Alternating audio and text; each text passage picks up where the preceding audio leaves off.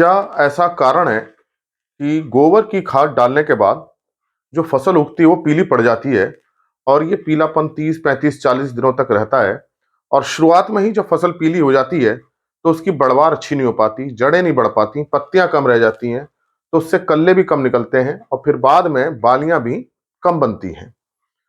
तो हम जो है अपने खेत में बुआई से पहले गोबर की खाद डालते हैं, लेकिन अक्सर ये समस्या आ जाती है कि खेत में पीलापन आ जाता है और ये हमें पीलापन ऐसा लगता है कि किसी पोषक तत्व की कमी हो गई या कोई कीड़ा लग गया या कोई बीमारी हो गई।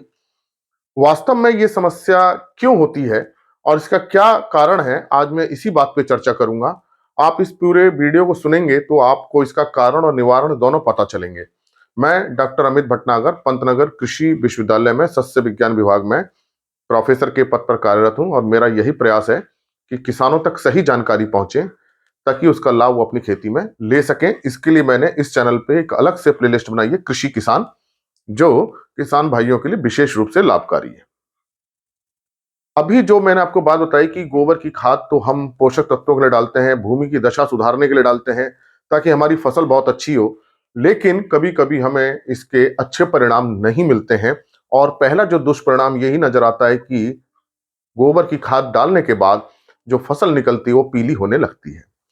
उसका जो सबसे बड़ा कारण यह है कि जो हम गोबर की खाद डाल रहे हैं वो पकी हुई नहीं है, अच्छी तरह से सड़ी हुई नहीं है, उसको हमने अच्छी तरह से गड्ढे में नहीं सड़ाया है।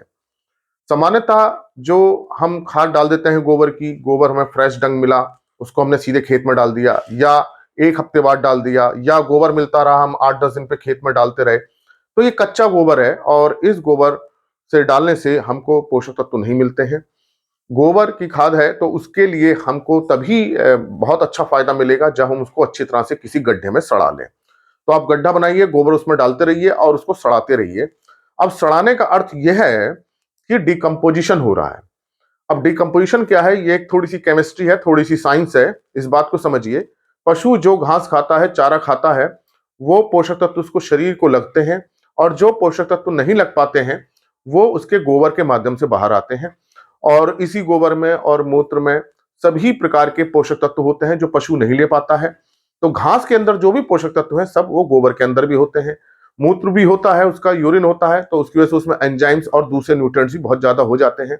तो गोबर के अंदर जो न्यूट्रिएंट्स रहते हैं, जो पोषक तत्व रहते हैं, लेकिन वो इस रूप में बदल जाते हैं जिसको हम जो फसल बो रहे हैं वो ले नहीं पाती है।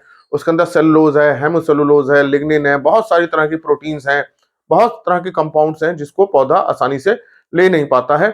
और इसको उस रूप में बदलने के लिए हमें इसका डिकम्पोजिशन कराना पड़ता है, इस गोबर की खाद का। और ये डिकम्पोजिशन हम एक गड्ढे में कराते हैं जिसको हम सड़ाना कहते हैं।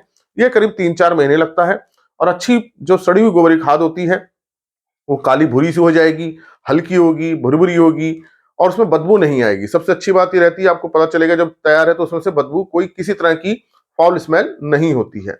तो ये एक पकी हुई गोबर की खाद है जिसमें अब पोषक तत्व इस रूप में आ गए हैं जिसको फसल ले सकती है। अब इसको सड़ाने का काम कौन करता है? बहुत तरह के सूक्ष्मजीव होते हैं, खासतौर से बैक्टीरिया है, फंगस है, ये इसको सड़ाने का काम करते हैं। वो जो गोबर के अंदर जो पोषक तत्व बंधे हुए थे बहुत सारे कंपाउंड्स में, उसको तोड़ते हैं, उसको निकालने का काम करते हैं। और ये सूक्ष्मजीव अपने लिए भी इन पोषक तत्वों को लेते हैं, लेकिन एक समय के बाद अपने शरीर से इन पोषक तत्वों को निकाल देते हैं। और जो ये अब गोबर की खाद बनती है, इसमें nitrogen, phosphorus, potassium, calcium, magnesium, जो भी है, जिंक है, आयरन है, कॉपर है, इस रूप में होता है कि जब हम फसल खेत में डालेंगे तो फसल की जड़ें इसको तुरंत ले लेंगी। तो ये तो सड़ी हुई गोबर की खाद की बात है। लेकिन आप क्या कर रहे हैं कि आपने सही ढंग से पकाया ही नहीं, 1 महीने बाद ही डाल दी, या रोज गोबर मिल रहा है, रोज उसको खेत में डालते जा रहे हैं, 8-10 दिन बाद खेत में डाल रहे हैं। तो अब इस रूप में क्या होगा कि ये जो गोबर खेत में जाएगा, इसके अंदर ये मान लीजिए ये है, इसके अंदर चाहे नाइट्रोजन है, फास्फोरस है, पोटेशियम है, कैल्शियम है, बहुत सारे तत्व हैं जो भी हैं, ये फंसे हुए हैं, पौधे उसको नहीं ले पाएंगे। अब हमने क्या किया, इसको मिट्टी में डाल दिया। जैसे ही हम इसको मिट्टी में डालेंगे, बुआई से पहले डालेंगे, तो इसके ऊपर सूक्ष्मजीव काम करना शुरू करेंगे और सूक्ष्मजीवों की संख्या जो है वो, इसके अंदर चूंकि कार्बन भी है, पूरा लगभग आधा तो कार्बन ही होता है, आधे से ज्यादा, तो कार्बन लेते ही उनकी शरीर बढ़ने लगेगा, बैक्टीरिया बढ़ जाएंगी, फंगस बढ़ जाएंगी। अब उनको अपने शरीर के लिए क्या चाहिए? पोषक तत्व चाहिए। अब लेकिन ये पोषक तत्व तो इसके अंदर फंसे हुए हैं बहुत कॉम्प्लेक्स फॉर्म में, तो क्या करेंगे, ये सूक्ष्मजीव मिट्टी के अंदर की जो नाइट्रोजन है, मिट्टी की जो फास्फोरस है, मिट्टी के अंदर जो सल्फर है, गंधक, उसको लेना शुरू कर देंगे। अब देखिए क्या कर रहे हैं सूक्ष्मजीव, कार्बन तो इस गोबर की खाद से ले रहे हैं, जिसे हम FYM कह रहे हैं, वहां से ले रहे हैं अपने शरीर को बनाने के लिए, अपनी सेल को बनाने के लिए, लेकिन पोषक तत्व कहां से ले रहे हैं, मिट्टी से ले रहे हैं। अब सूक्ष्म जीवों की, बैक्टीरिया की संख्या तो बढ़ती जा रही है, लेकिन उनका पोषण कहां से हो रहा है, मिट्टी में जो उपलब्ध पोषक तत्व तो उससे हो रहा है। अब यही जो है फसल उग रही है, अब फसल अपने पोषक तत्व कहां से लेती है, मिट्टी से लेती है। गोबर की खाद से उसे मिल नहीं पा रहे हैं ये जो FYM है। मिट्टी के जो पोषक तत्व है वो बैक्टीरिया ले रहे हैं। अब ये फसल कैसी हो जाएगी, पीली पड़ने लग जाएगी, छोटी रह जाएगी, कल्ले भी कम निकलेंगे और शुरुआती अवस्था में बहुत छोटी रह जाएगी। जब इन बैक्टीरिया का, इन सूक्ष्म जीवों का पोषण पूरा हो जाएगा, जब इनकी उम्र पूरी हो जाएगी, जब इनकी डेथ हो जाएगी, तब ये अपने शरीर के अंदर से नाइट्रोजन फास्फोरस निकालेंगे, तब इस फसल को मिलेंगे। लेकिन तब तक तो शुरुआत में फसल पीली पड़ चुकी होती है, उसमें नुकसान हो चुका होता है। तो ये देखने को तभी मिलता है जब आप लगातार खेत में गोबर डाल रहे हैं, बिना सड़ा हुआ कच्चा गोबर डाल रहे हैं। तो ऐसी अगर आप प्रैक्टिस करते हैं तो फसल को फायदा नहीं होता है। शुरुआत में ही फसल दब जाती है, बैठ जाती है। उसके बाद आप कुछ भी स्प्रे कर लीजिए, हार्मोन डाल दीजिए, अमीनो एसिड डाल दीजिए, कोई दूसरी खाद दे दीजिए, उसको कोई फायदा होने वाला नहीं है। तो ये आपको बचना है इस प्रैक्टिस से। गोबर की अच्छी सड़ी हुई खाद ही आप डालिए, जो वो गड्ढे में बन जाए, तभी उसका प्रयोग करें। लेकिन मान लीजिए आपसे ऐसी गलती हो गई है और फसल बैठ गई है और गोबर की खाद आपने कच्ची डाल दी थी, फसल में पीलापन हो रहा है और आपको समझ में आ गया होगा इस कारण से हो रहा है।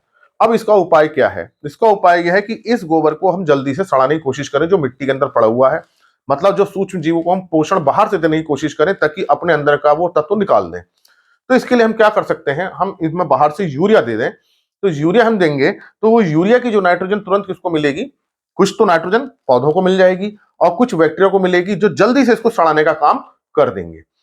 तो ये आप इस समस्या से निजात पा सकते हैं। और ये सामान्यतः जो पीलापन आता है, ये नाइट्रोजन की कमी जो खास तौर से जो होती है, नाइट्रोजन की होती है, उसको आप पूरा कर सकते हैं। तो ये नाइट्रोजन की कमी है एक्चुअली में। वैसे तो थोड़ी बहुत फास्फोरस की भी होगी, लेकिन सामान्यतः ये नाइट्रोजन की रहती है। तो इसके लिए आप, यूरिया बहुत अच्छा माध्यम है।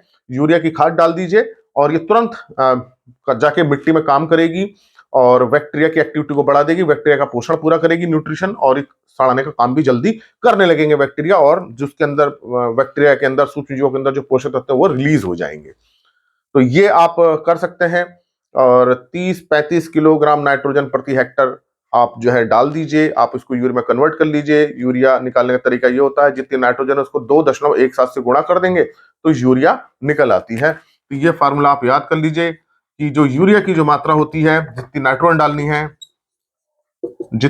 डालनी है आपको उसको 2.17 से गुणा कर लीजिए। मतलब आपको 100 किलोग्राम नाइट्रोजन डालनी है तो 2.17 से करेंगे तो 217 किलोग्राम यूरिया हो जाएगी। तो आप 30-35 किलोग्राम नाइट्रोजन प्रति हेक्टर के हिसाब से गुणा करके यूरिया डाल दीजिए। ये पीलापन खत्म हो जाएगा। और पानी, नमी बना के रखिए खेत में, ताकि नमी भी चाहिए तो इस सड़ने का काम बहुत जल्दी हो जाएगा। तो आप खेत में पानी लगाइए, यूरिया डाल दीजिए और ये सड़ने का काम जल्दी होगा।